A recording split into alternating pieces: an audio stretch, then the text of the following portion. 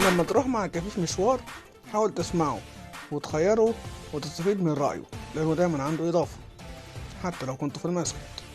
ما تيجي أقول لك إزاي تتعامل مع الكفيف في المسجد؟ يلا بينا يلا بينا. بص يا صديقي، هتسيبه يحط حذائه في المكان اللي هو عايزه، لأنه أقدر حد على إنه يجيبه بنفسه. هتخليه يقعد في طرف من الأطراف وبعيد عن البيبان ومرمى رجلين الناس. انت عارف ان الناس مش عارفة آداب المسجد.